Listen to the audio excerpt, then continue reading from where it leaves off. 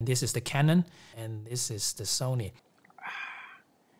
Hey friends, welcome back. How do you like my new setup?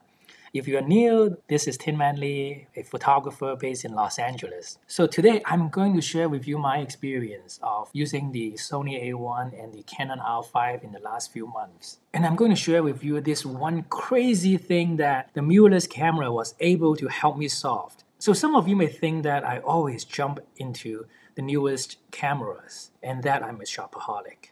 So over the last 10 years, I've always been interested in action photography, and there was one thing that I was never able to solve, and that is when the subject is moving very fast, and how do I achieve something called dynamic creative composition.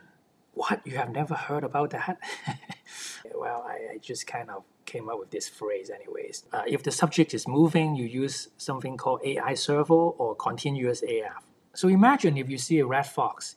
The red fox is walking towards you like this. So the whole time you're trying to focus on the eyes, right? But the red fox is always going to move up and down, up and down. And as it walks towards you, sometimes because the action is so fast, your focus point would aim at the point that is nearest to the camera, which is the nose. And because of that, the shallow depth of field causes the eyes to go out of focus and you miss the shot. And if you want to change the composition in real time, it is also very difficult.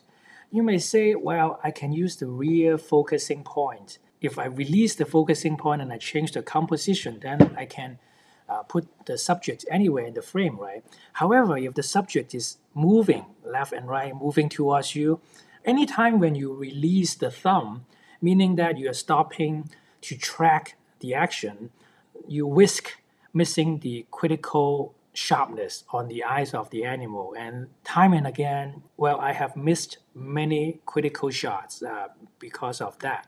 And you may say, well, you can always crop. So I talked to one of my mentors, Charles Glasser, and he said that, well, we all pay so much money for a camera with all these pixels. Why do we want to crop them away? So since then, I kind of gave myself this challenge to minimize the cropping. I always go for the near full frame shots unless the action is too fast and it's not possible. So I was very happy with my Nikon D850 because I just thought that nothing is going to solve that. And I might as well just live with those missing shots. And when the mirrorless first came out, I thought it was really a hype because I had used the Sony a7R II before, and also some of the Panasonic cameras which had the electronic viewfinder, which I was never a big fan of, because this electronic viewfinder has such a huge delay. So anytime when I click the shutter, it always have that delay that I missed this critical moment. The display is always a low resolution, pixelated, and I just didn't like it. Until one day, I went to take photos of some foxes with my buddy, Don. And at the time, he just received, he is the shopaholic there. He just purchased the Canon 1DX Mark III and also the Canon R5. And during that trip, he brought with him the Canon R5. And we were just waiting for the foxes to show up. And we saw that there was a bird on a branch. And he said, "Tin Man, why don't you give it a try on my new camera?" I just took his camera and put it in my eyes, and I pressed the autofocus button. And at the time, he had the eye focus activated. Just when I pressed the button, and I saw this bird took off from the branch. And a lot of the time, I would miss those shots because of the sudden movement. But I saw that the eye focus was able to track and lock focus on the bird the whole time when it's jumping from the middle all the way to the upper left. I was blown away. So assume this is the viewfinder in your camera, and all these squares are the focusing points. And this is the traditional digital SLR. And we usually have the center focusing point activated. Here, you immediately see a big problem, is that if the animal moves to anywhere outside of this range, then you just can't focus on them. So I was in Yellowstone this past winter, and we were very lucky to see this elusive animal called the American marten. So if I'm still using the digital SLR, I would try to aim my center focusing point. So I saw that the American marten was looking left and right, and sometimes he or she would disappear and showed up. And I saw that there is this dark background, and this curve, this line is really beautiful. So I tried to see if I can wait for the American marten to look to the left side, and I put the American marten on the lower right to have a better composition.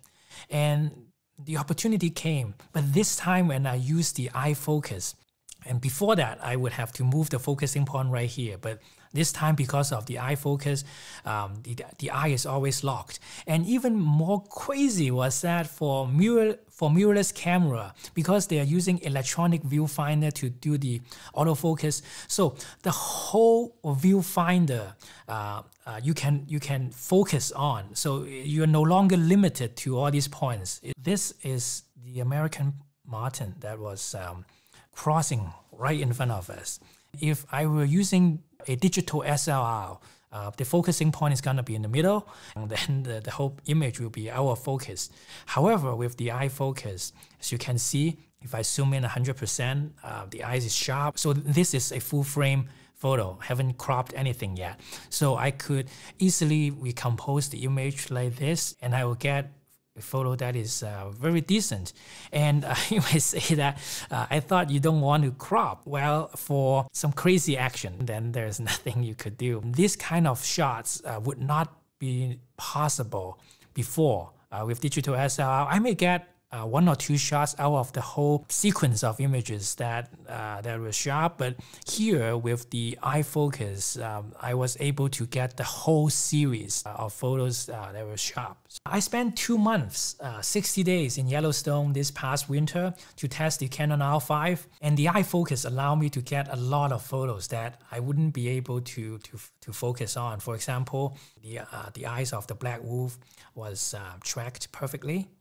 And and this one was taken in Los Angeles, long-tail weasel. So you may say, well, Tin Man, I have been taking photos for a long time, and nailing the focus is never a problem for me. However, with the eye focus function, it basically lifted all your stress, all your hard work on trying to lock the focus on the eyes into something else. I knew that the eye is always going to be sharp, so I can focus all my energy into the composition of the photo, into the creativity of the photography, and it brought me a lot of happiness. The electronic viewfinder in the Canon R5 and the Sony A1 both have superb resolution, so I didn't even feel a difference compared to optical viewfinder, and there were literally no lag. Every time when you change the shutter speed, ISO, and aperture, the brightness in the electronic viewfinder changes. Basically, whatever you get is whatever you see. So what it means is when you are taking photos with challenging exposure, such as backlit photos,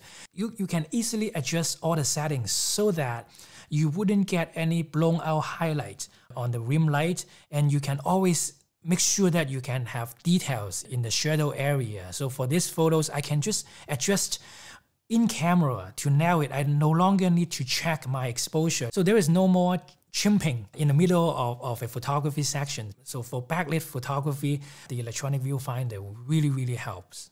When I was using my Nikon D850, I always have problems focusing on the subject. Every time when I press on the LCD, there is always this moment when it will just went out of focus and back, and it frustrated the heck out of me. So later I asked some friends who were really good in taking videos, and they said, what, Tin Man, we videographer always use manual focus.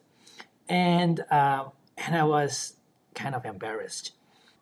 Because every time I use manual focus, I didn't know which way to rotate, and I missed the shots. I thought that's what the pros used, and I thought I just needed more practice.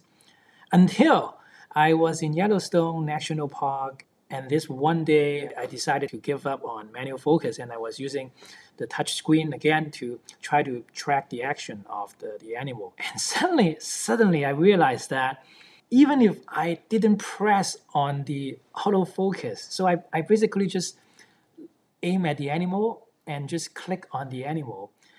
The whole time, because of the eye focus, the camera automatically tracks the motion.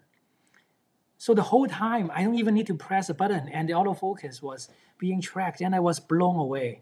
So you might ask, should I use the Canon R5 or the Sony A1? So far, the verdict is that at ISO 800 or below, the Sony seems to give more detail. Canon, 1000 of a second f5.6 at ISO 400, right? And as you can see, this one looks pretty sharp from this.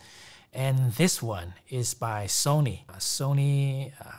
Same setting. If I zoom in 100%, so really sharp, right? That's the Canon R5. Look at that. This is 100% zoom, right? So both of these images, I was probably maybe 2 or 3 feet apart, putting both cameras, and then I was putting the lens on my knee, but then, probably there's a little bit of difference, right? Definitely not a perfect lab test. So, this is 200% right here, and this is the Canon, and this is the Sony. And you may wonder why the Sony image, the Fox looks bigger, right? It's because the Sony A1 has 50 megapixels and Canon has 45. If you look at the eyes, right, you see these dark lines. These are the details in the eye, inside the eye of the Fox, right? Here you can see very clearly about these details, but at 200%, you kind of couldn't really see as much as details, right? Anything above ISO 800, the image quality pretty much the same, and I have to say that here and here, I actually would prefer Canon at higher ISO in that. So the quality is actually pretty similar. I mean, there is some noise in the background. So yeah, so that is my preliminary test. I still have to say that this is just my personal test. Most of the images above ISO 800 have pretty much the same image quality. What surprised me was that with the same settings, so I usually put both cameras side by side.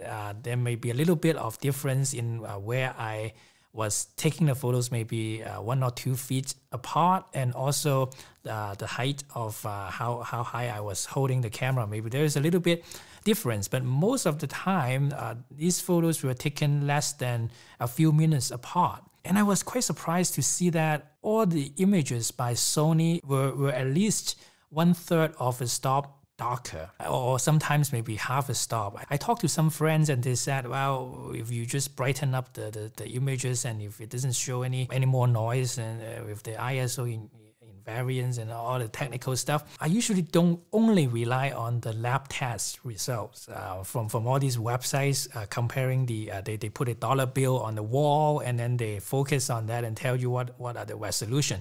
But in reality, the animals are always moving. They, due to years of evolution, they blend in the background really well. They move fast and with erratic movement. So it is a completely different ball game. I think these days, most of the lenses, they have really high quality glass, meaning that if the subject is not really moving and you put on a tripod and do everything, the image are gonna look pretty good. But in reality, this is completely different. So I think the image quality really relies on how quickly it acquires the focus and how accurate the autofocus. There is also one very important thing is the Sony has a better initial acquisition. So I was side by side with my friend Puti. He was using my Sony and I was using the Canon, and we were waiting for a fox who came out from the tall grass. And once the fox came out, he would have already gotten 5 to 6 shots before I got my first shot using the Canon. So that may be really critical. If you ask whether the Sony is worth $2,600 more, before, I would tell you that it is not, because the Sony used to have the blackout problem. Sony just released the new firmware that fixed it. So really, it doesn't have any problem. I like the ergonomics of the Canon more. And in terms of the lenses, Sony is more future proof because all these super telephoto lenses, 402.8, 600 f4, they were all built with this mirrorless framework, right? But for Canon, if you are getting the 600 f4, 402.8, the RF version, the mirrorless version, still hasn't come out yet. So I hope that you like my review. And if you have any questions or if you have any comments, definitely leave your comments below and I will make sure to get back to you. So I'll see you next time.